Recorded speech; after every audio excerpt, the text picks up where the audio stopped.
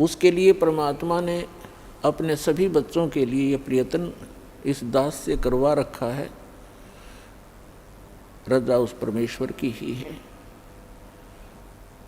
क्योंकि जैसे माता पिता को अपने सभी बच्चे प्रिय होते हैं, ऐसे ही ये परमात्मा कबीर देव है, जिसको अल्लाहु अकबर कहते हैं, जिसको ग्रेट गॉड कहते हैं।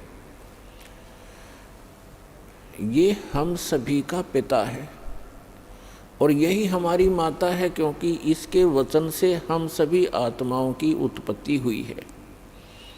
इस परमात्मा में वो गुण हैं, त्वमेव माता च पिता त्वमेव बंधु च सखा त्वमेव विद्या च द्रविणम त्वमेव सर्व मम देव देव। सब देवों के देव, सब परमात्माओं के परमात्मा, सब प्रभुओं के प्रभु ये कबीर साहब हैं, ये परम अक्षर ब्रह्म हैं और हम सभी इसी के बच्चे हैं। चींटी से लेकर हाथी तक सभी प्राणियों में, और रंग से लेकर धनी तक, पर्दा से लेकर राजा तक, उस एक परम पिता के सभी बच्चे हैं। तो उस परमात्मा ने, उस माता ने, उस पिता ने हम सभी बच्चे एक जैसे ही प्रिय हैं। अपने कर्मों के कारण हम भले ही कोई कुत्ता, कोई गधा, कोई सूअर बना है, उनका भी दुख उस परमात्मा को है, क्योंकि परमात्मा चाहते हैं कि प्रत्येक प्राणी इस ज्ञान को स्वीकार करे, परमात्मा के दिए हुए इस विधान को समझे और ये सभी यहाँ से निकल जाएं। ये पृथ्वी एक कैद है, 21 ब्रह्मांड हैं वैसे तो इस काल के, जिनको हम जन्नत कहते हैं, स्वर्ग कहते हैं, जिसको हम हेवन कहते हैं। इस काल के 21 ब्रह्मांड का जो हेवन है, जन्नत है, स्वर्ग है, ये भी एक जेल है। 3 लोक और भवन चतुर्दश सब ही जम की जेल रे, इस काल की जेल में है। तो इस जेल से निकलने का सुअवसर अब प्राप्त है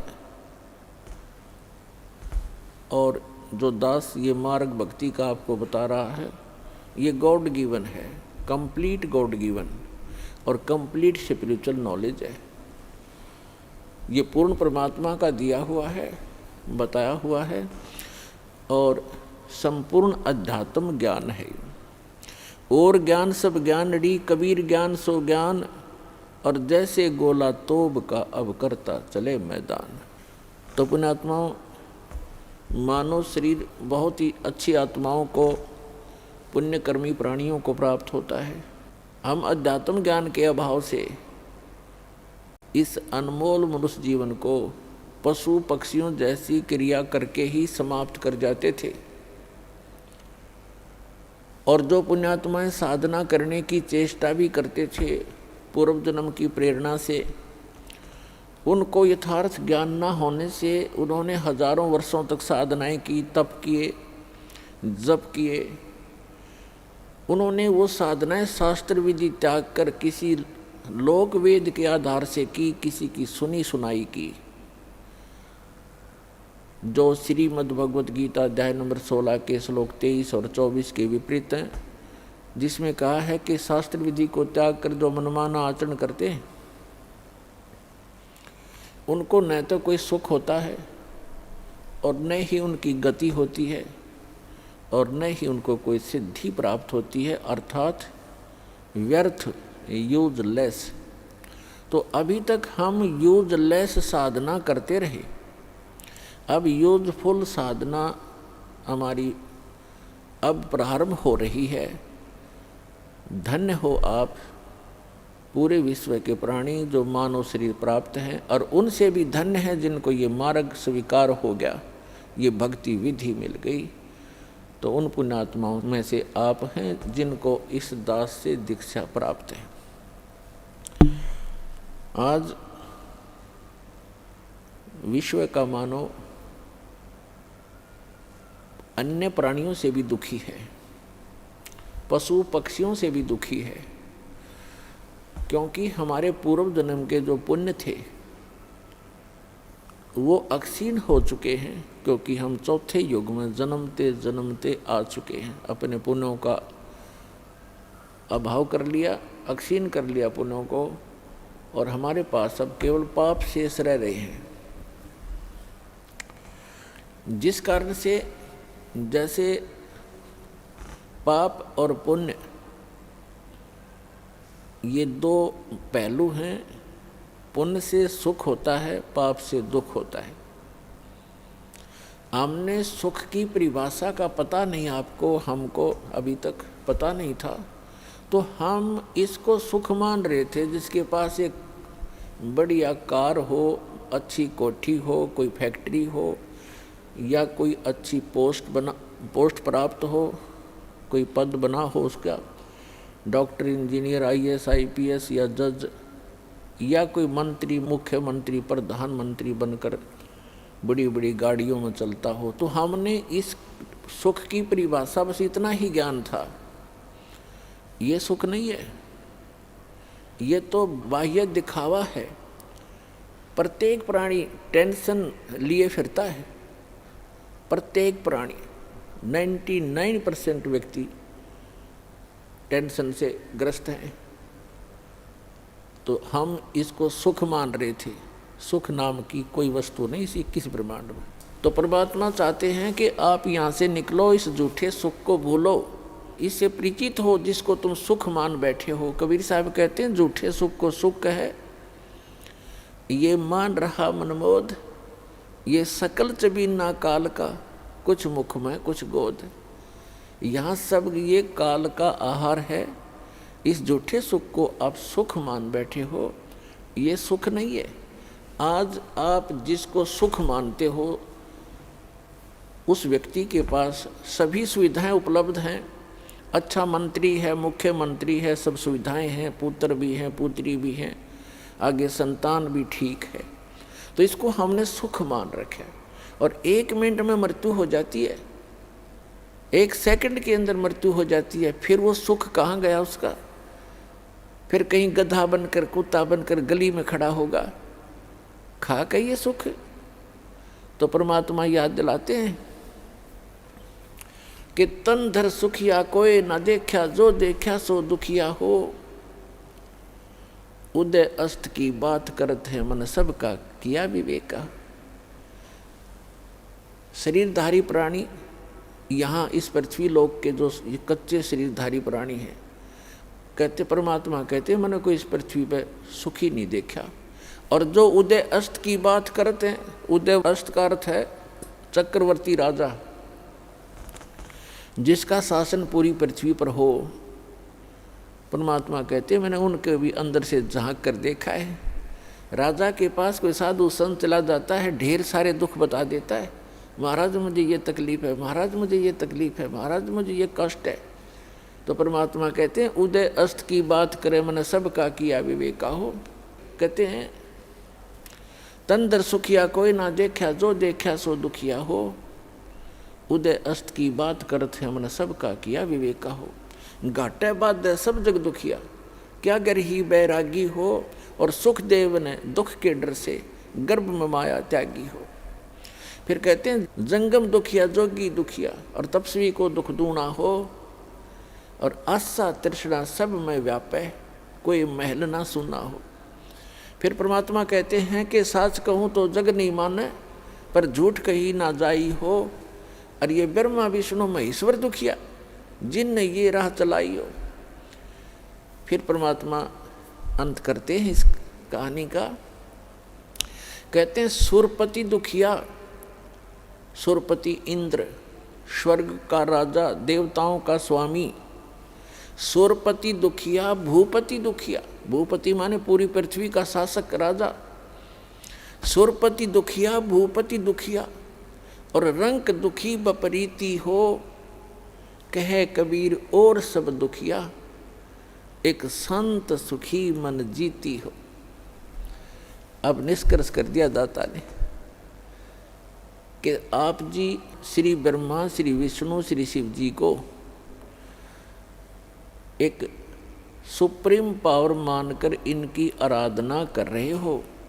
और इनसे हटकर कोई कहना सुनाना चाहता है तो आप जी बिल्कुल सुनना नहीं चाहते।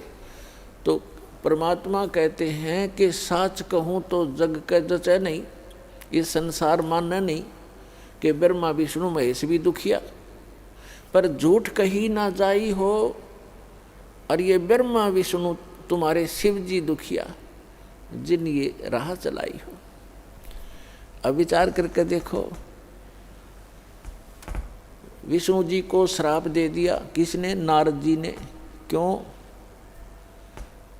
क्योंकि उसने हरि का रूप मांगा था विवाह करवाने के लिए, और कहते हैं विष्णु जी ने उसका बंदर का मुख लगा दिया, जिस कारण से नारद जी ने भगवान विष्णु को श्राप दे दिया। उस श्रापवश भगवान श्री विष्णु श्री रामचंद्र रूप में राजा दशरथ के घर जन्म लिया। श्री रामचंद्र जी का जीवन देख लो, वो कितना सुखी रहे होंगे। श्री विष्णु जी विवाह हुआ छोटी आयु में, विवाह होते ही वनवास हुआ, वनवास में उसकी धर्मपत्नी का अपहरण हुआ, वो रावण राक्षस के जेल में पड़ी है, हाहाकार मचा हुआ। फिर सीता जी को उस रावण की कैद से छुटवाने के लिए कितना भयंकर युद्ध हुआ, करोड़ों व्यक्ति मारे गए, दिन रात हाहाकार मचा रहा।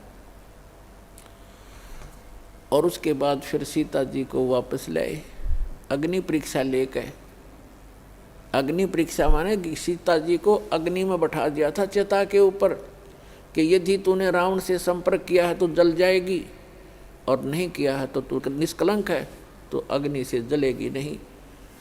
वो अग्नि से नहीं जली, लाखों लोगों के सामने परीक्षण हुआ। श्री रामचंद्र जी सीता जी को लेकर घर आ गया। कुछ दिनों के बाद सीता गर्भवती थी, उधर से किसी धोबी ने व्यंग कस दिया, अपनी पत्नी को कूट रहा था, पीट रहा था और कह रहा था कि तू 2 दिन घर से बाहर कहाँ रही? मैं इस दशरथ पुत्र रामचंद्र जैसा नहीं हूँ कि उसकी पत्नी रावण के पास रही 10 वर्ष तक और उसको आज घर रखे हुए है, मैं उस जैसा नहीं हूँ। इस बात को श्री रामचंद्र जी ने अपने कानों सुन लिया, क्योंकि वो रात्रि के समय वेश बदलकर घूमा करते थे। उस समय के राजा ऐसी व्यवस्था रखते थे। इस बात को सुनकर के दुनिया में मैं क्या मुंह दिखाऊंगा, मेरे ऊपर उंगली कसी जाती है, टॉन्ट कसे जाते हैं। अगले दिन अपनी धर्मपत्नी सीता जी को घर से निकाल दिया, गर्भवती को। पुण्यात्माओं, यदि हमने लोक वेद लोगों के ही दंत कथाओं से ही अपना शासन व्यवस्थित करना है तो कैसे हम राजा, कैसे हम भक्त, कैसे हम भगवान। लाखों लोगों के सामने परीक्षण किया सीता जी का और वो निष्कलंक। और एक धोबी ने कह दिया कि मैं उसके कहने मात्र से अपनी पत्नी का परित्याग कर दिया, तो धिक्कार है ऐसे डिसीजन को। आम आदमी भी ना करे ऐसी गलती, जिसकी पत्नी के गर्भ हो और उसको घर से निकाल दे, कहाँ जाएगी फिर वो? तो पुण्यात्मा, भले ही उसने लोगों की शर्म से निकाल दिया, लेकिन अंदर से दुख उसका गया नहीं। वो सीता जी कहीं रही, अब उसके बच्चे कहाँ, और आप राजा बना बैठा, सपने में सुख नहीं उस व्यक्ति को, चाहे कितनी बात बनावे। वही श्री विष्णु जी श्री कृष्ण रूप में जन्मे, जन्म से ही दुख शुरू हुआ था, मृत्यु होगी, सुख का सांस श्री कृष्ण जी को नहीं हुआ। श्री विष्णु जी के दूसरे रोल को आप देख सकते हैं। जेल में जन्म हुआ, मामा शत्रु हो गया, कभी काल्यवन, कभी जरासेंग, कभी कोई शिशुपाल उनके साथ झगड़ा करने को आते हैं। फिर जाकर के एकांत स्थान पर अपना स्थान खोजा, द्वारका समुद्र के अंदर, वहाँ रहे कुछ दिन। उसके बाद अंत देखो श्री कृष्ण जी के पूरे कुल का। दुर्वासा जी ने श्राप दे दिया कि तुम्हारा कुल नाश होगा। श्री कृष्ण जी अर्थात विष्णु जी के सामने उनके 56 करोड़ यादव हो गए थे। 56 के 56 करोड़ आपस में लड़के कटके मर गए श्री कृष्ण जी के अर्थात विष्णु जी के पोता और पोते भी। तो श्री कृष्ण जी के पोते और बेटे उनकी आंखों के सामने कटका मर गए। तो यहाँ परमात्मा कहते हैं साच कहूँ तो जग नहीं माने और झूठ कही ना जाई हो, ये ब्रह्मा विष्णु महेश्वर दुखिया जिन ये राह चलाई हो। फिर कहते हैं कि सुरपति दुखिया भूपति दुखिया और रंक दुखी बपरीती हो। सुरपति देवताओं का राजा इंद्र दुखी। इंद्र की कहानी आप पढ़ कर देखो पुराणों के अंदर। एक बार राक्षसों का और देवताओं का युद्ध हो गया, राक्षस विजयी हो गए, इंद्र भाग गया, गद्दी छोड़कर जंगलों में छुप गया, कोई वर्षों तक भूखा प्यासा पड़ा रहा, खा के वह सुख। और इंद्र की मृत्यु के उपरांत उस राज को भोग करिए, राजा चाहे स्वर्ग का हो चाहे पृथ्वी का हो, अगला जन्म उसका गधे से शुरू होता है। तो बाढ़ में जाओ ऐसा राज जो अगले जन्म में गधा बने। तो हम बिना ज्ञान के इस झूठे सुख को सुख मानकर अपना जीवन नाश कर रहे हैं। अब इसको सफल करो पुण्यात्माओं। हमें विकल्प प्राप्त हुआ, अभी तक इसका विकल्प नहीं था। कोशिश करके भी हम काल के जाल से नहीं निकल पा रहे थे। अब क्या बताते हैं परमात्मा के सुरपति दुखिया भूपति दुखिया रंक दुखी बपरीती हो। कि रंक यानी निर्धन व्यक्ति तो स्वाभाविक दुखी होता है, उस पर तो सभी दुख विद्यमान होते हैं। अब क्या बताते हैं कि कहे कबीर और सब दुखिया एक संत सुखी मन जीती हो। एक संत सुखी हो सकता है इस पृथ्वी पर जिसने अपने मन को जीत लिया। मन को पुण्यात्माओं जीतना कोई हंसी खेल नहीं है। और गीता में लिखा है कि अर्जुन ने पूछा कि हे भगवान, आप कहते हो कि मन और इंद्रियों को रोक के एकांत स्थान पर ध्यान लगावे। तो अर्जुन कहता है भगवान, इस मन को रोकना बड़ा कठिन है।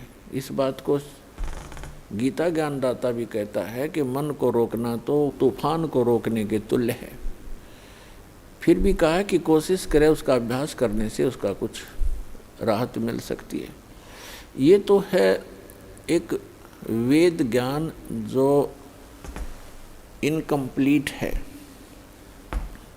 क्योंकि बहुत से ऐसे ऋषि हैं, जैसे एक श्रृंगी नाम के ऋषि थे। उन्होंने इसी आधार से वन में जाकर घोर तपस्या की, हठ योग किया, इसी मन को रोकने के उद्देश्य से। पुण्यात्मा, तत्व ज्ञान न होने से हम मनमुखी साधनाएं और अज्ञान के आधार से ये जीवन नाश करते रहे। जनसाधारण ये सोचा करता था कि बड़े महर्षि हैं, ऋषि हैं और बड़ा कठिन तप कर रहे हैं। उसके विषय में सूक्ष्म वेद में परमेश्वर ने आकर स्वयं बताया है कि डंब करें डूंगर चढ़ें, अंतर जीनी झूल और जग जाने ये भक्ति करें, ये बोवें सूल बबूल। कोई पहाड़ पर, कोई ऊंचे से स्थान पर के दूर तक दिखाई देऊँ मैं कहीं साधना कर रहा है कोई संत। डंब करें, डंब माने पाखंड करते हैं, लोग दिखावा करते हैं। डंब करें डूंगर चढ़ें, डूंगर माने पहाड़ पर ऊंचे स्थान पर चढ़ जाते हैं। अंतर झीनी झूल, अंदर जो की तू बकवाद भरी है, और जग जाने यो भक्ति करे, ये बोवे सूल बबूल। अपने भविष्य में ये कांटे बो रहे हैं तत्व ज्ञान के अभाव से। उसके लिए क्या बताते हैं परमात्मा कि एक श्रृंगी नाम के ऋषि थे। उन्होंने ऐसे ही अपने इसी अज्ञान आधार को प्रमुख रखकर वन में चले गए, फॉरेस्ट के अंदर बैठ गए, जाकर हठ योग किया। इन्होंने क्या सोच रखा है कि पहले अपनी इंद्रियों को काबू करें, और ताकि ये भक्ति में फिर बाधक ना हो। इस उद्देश्य को लेकर के दूसरा वो रखते हैं कि जैसे वन में चले भी गए तो भूख प्यास सताती है। उसके लिए ये महापुरुष क्या करते हैं कि खेचरी मुद्रा का प्रयोग किया करते थे। खेचरी मुद्रा, जैसे कई पंथ हैं, जैसे ये अंसा देश वाले तो इससे बगाटा जोड़ रहे हैं। खेचरी मुद्रा, जीभ को उलट कर तालू पर लगा ले और कान बंद करके ये नाद क्रिया, ये तो बालकों के खिलौने हैं। इस मन कल्पित ये अपना एक ड्रामा है इस जीवन को नष्ट करने का। तो इसी आधार से श्रृंगी ऋषि ने अमृत क्रिया को सिद्ध किया। जैसा कि ये संत बताते हैं, ये तो इनको तो कख भी पता नहीं अमृत क्रिया क्या होती है। तालू का जीभ लगा लो ऐसे मोड़ कर, और कहते हैं फिर तालू से अमृत टपकेगा। ये तो लाड़ टपके हैं, अमृत थोड़ा टपकेगा इससे, बकवाद करें।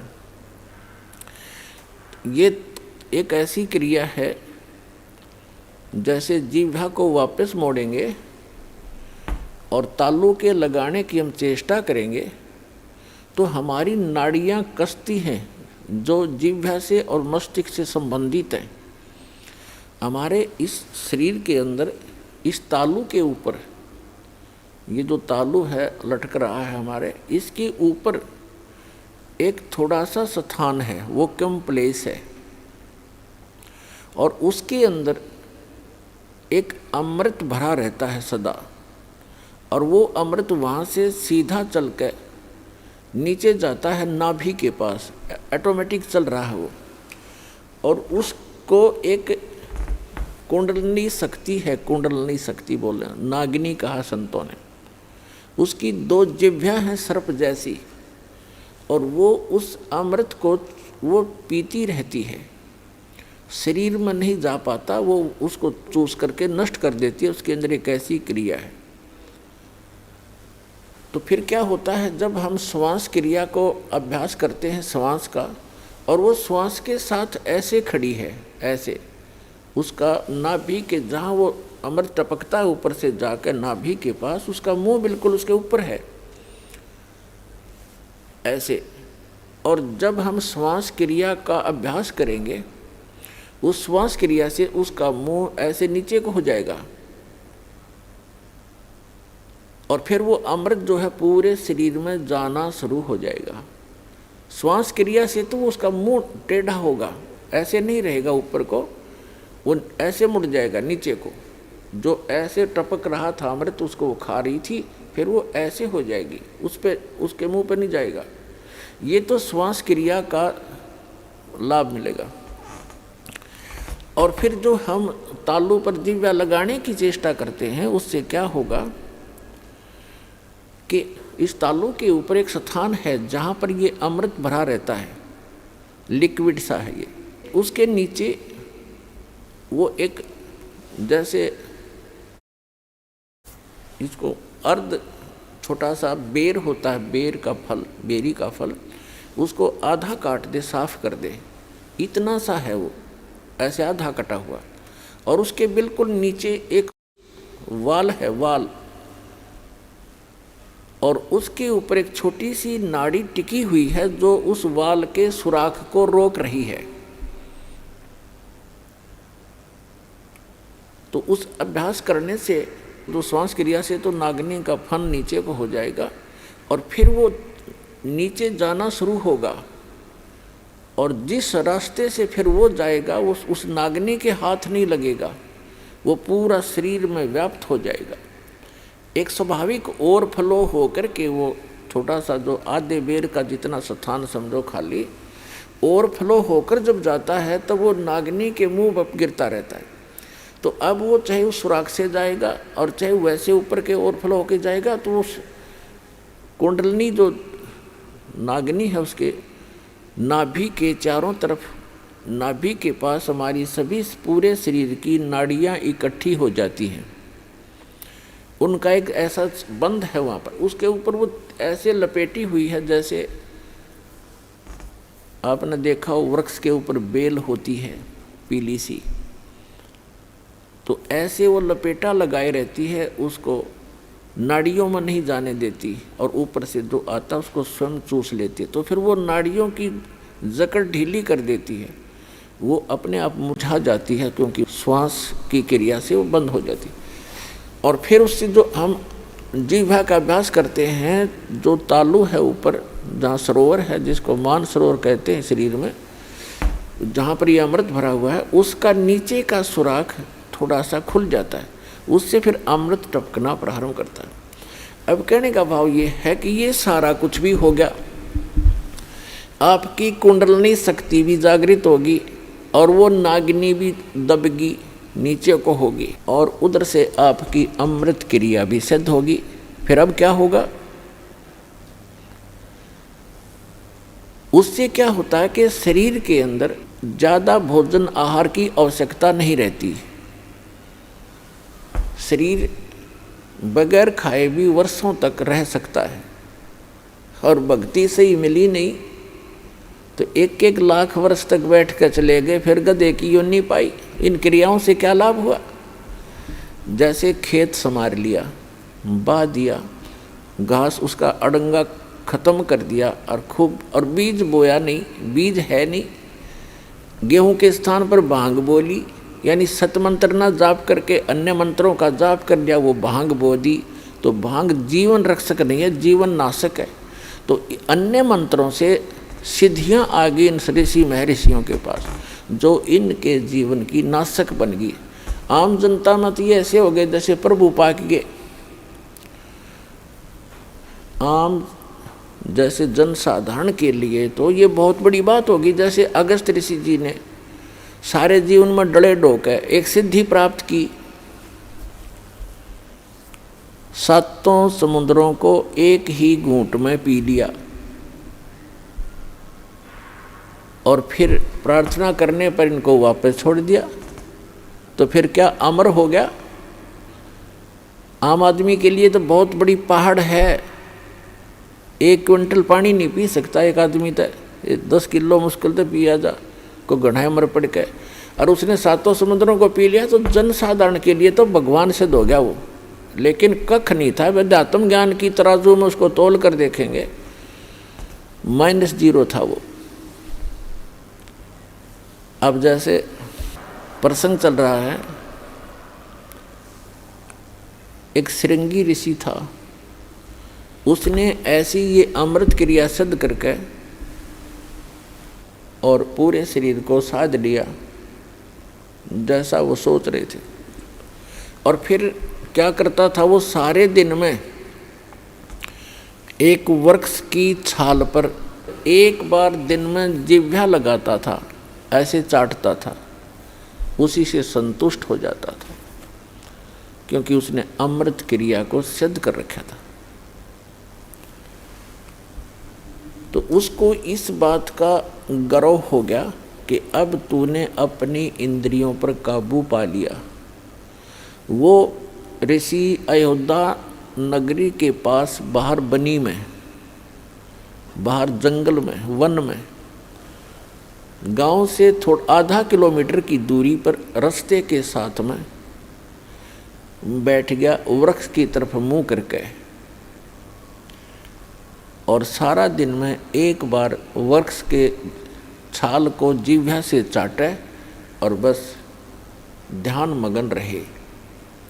कुछ ही दिनों में आने जाने वालों ने देखा कि एक महापुरुष बैठे हैं, ना खाते हैं, ना पीते हैं, ना सोते हैं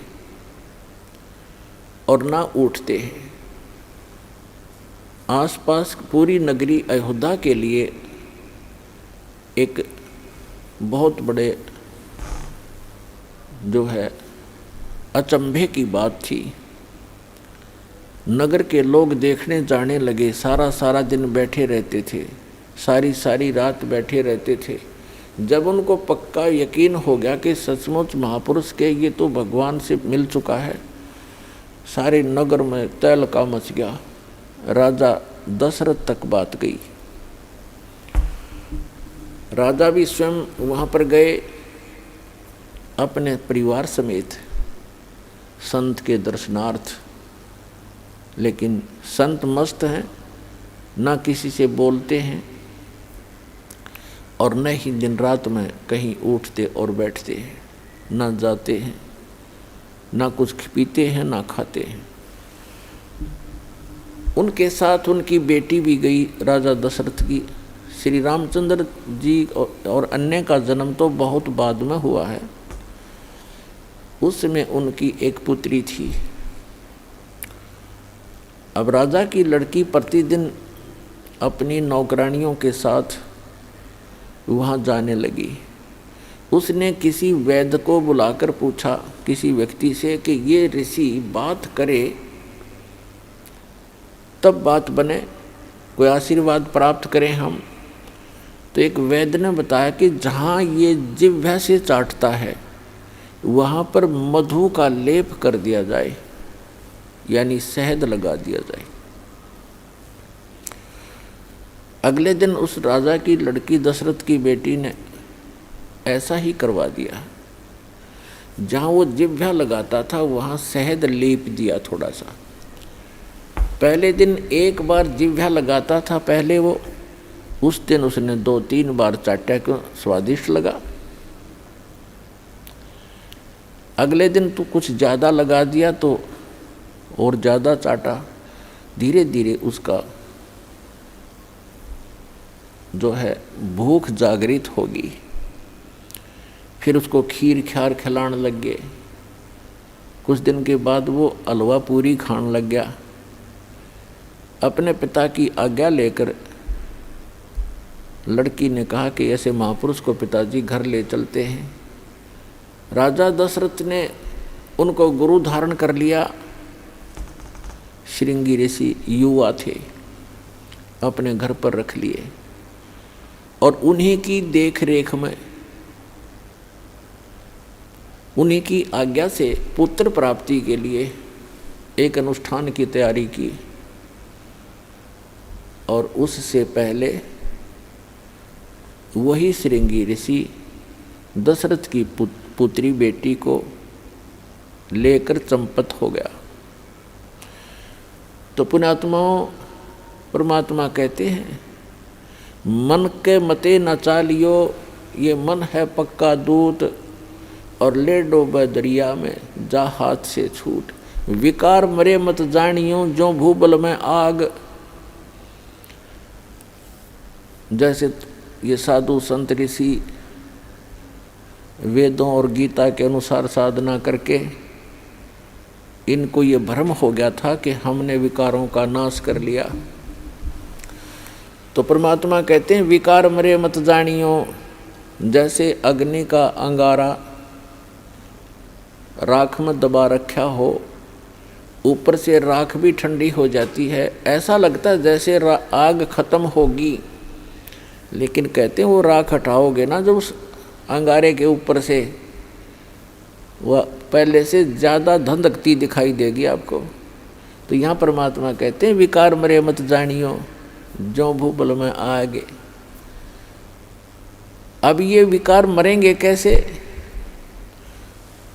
वो क्रिया वही हैं, लेकिन उनके अंदर जैसे श्वास, वो श्वास की क्रिया क्या चीज़ है?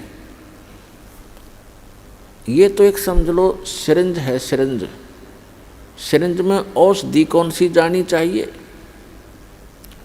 उस औषधि से रोग नाश होता है। सिरिंज के अंदर अन्य औषधि डालकर वैसी ही क्रिया करने से, इंजेक्शन लगाने से रोग नाश नहीं होगा जब तक उस रोग नाश की सही औषधि प्रयोग नहीं की जाएगी। तो अब इस दास के पास वो औषधि है सतनाम की। श्वास उश्वास के सिमरण है और ये सिमरण से ही आपका मन भी काबू होगा, आपके विकार भी नाश होंगे। परमात्मा कहते हैं इस मानव शरीर के अंदर इतना जो है विकार ग्रस्त है, ये ऐसे ढंग से इसकी कंस्ट्रक्शन है, इसमें ये तो आशा करना ही नहीं कि ये पूर्ण रूप से स्वस्थ हो जाएगा और इसमें कोई विकार नहीं रहेगा।